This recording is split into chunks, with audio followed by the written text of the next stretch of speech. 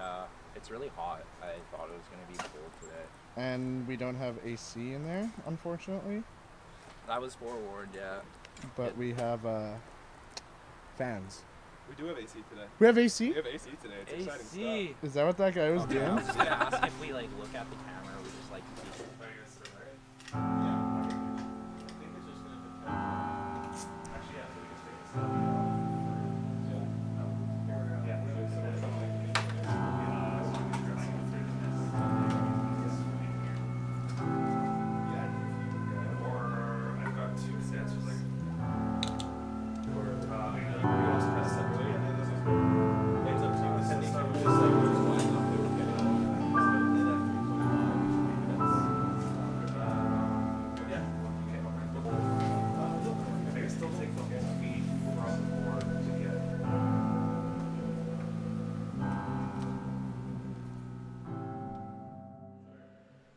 Hey, welcome to Mom's House. We're Pub.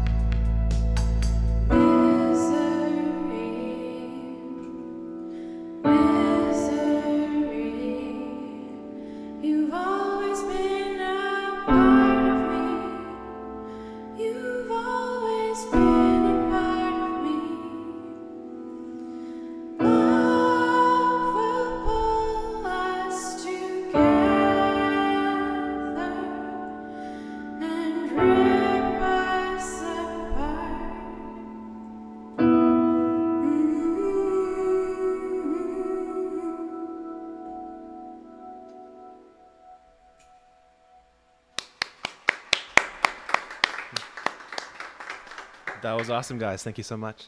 Thanks for having us. So just going to ask you a few quick questions, kind of get to know you a bit better.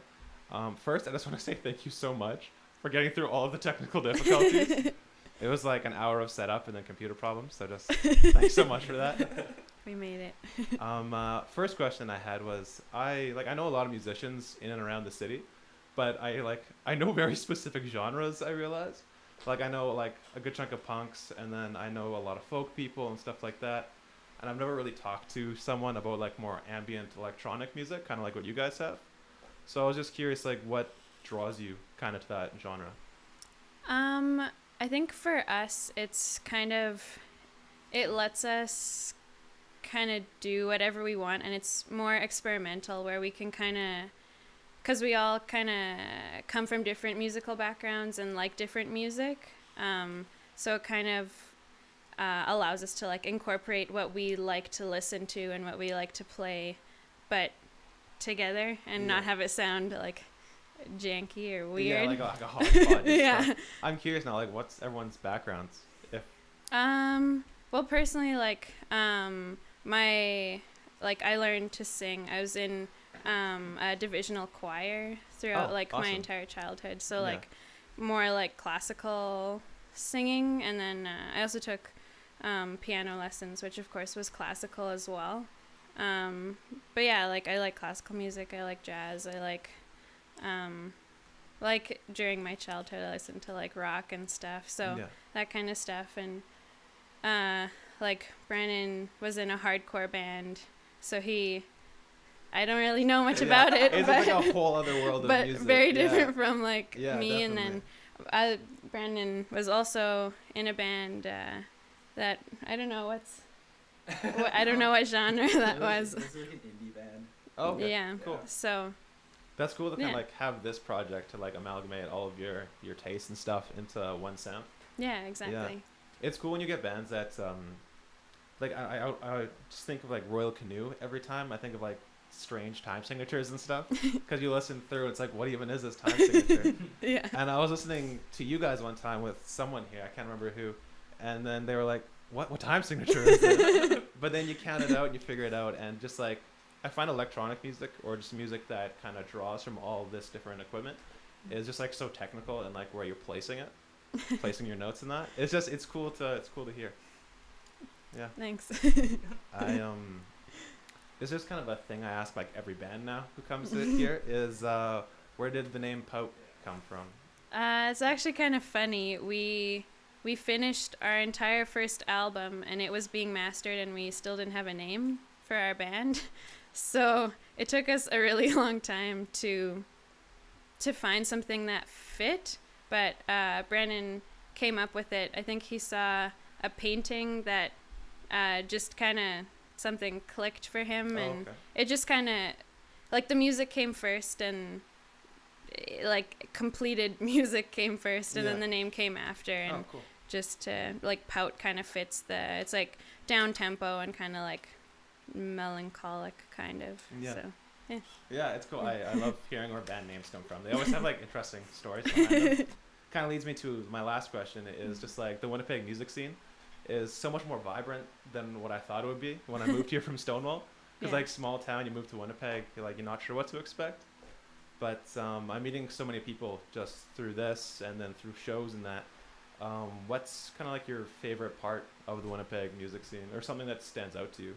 Yeah, I don't know. Like this is my first band, so just in these past 2 years, like same. Like I didn't know what to expect, and I was like, what is it like to be in a band in Winnipeg? Like I don't know, but it's pretty cool. Like you meet a lot of people, and like we're trying to like obviously make a name for ourselves, like everybody else is. But it's kind of cool, like people that you like follow on Instagram or something, or they follow you and they're like, oh hey, you're in this band, blah, blah, blah. So it's pretty cool, and just like making connections is cool, and people knowing who you are, knowing who people are, and making new friends. Yeah, I can totally relate to that. It's weird when I know someone like only off of Instagram, and then I see them in real life, and I was like, wow, you have like, you're real. There's a person to you. This is so strange. And like you only know their Instagram handle. Yeah, I don't know their name. Their real name. So There's like like referring to them as like. There's photographers from around Winnipeg that I follow on Instagram, but I don't actually know their name. They're like, oh, that's insert Instagram handle. But awesome. Well, thank you guys for talking to us. Kind of telling us a bit more about who you are. Let's go into your second song. Cool. This song is called Forgive Me, Forget Me.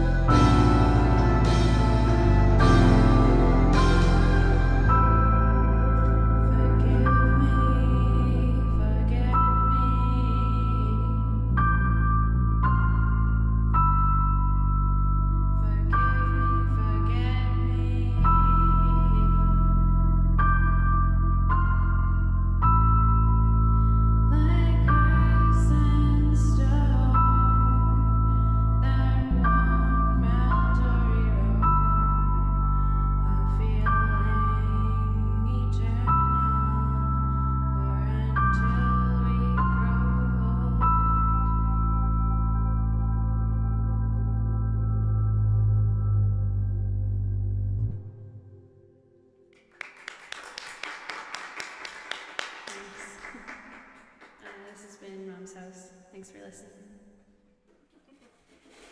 So house WPG at gmail.com. Yep.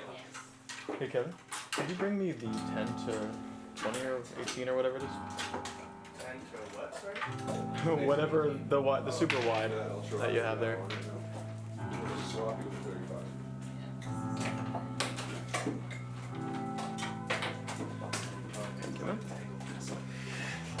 It always is.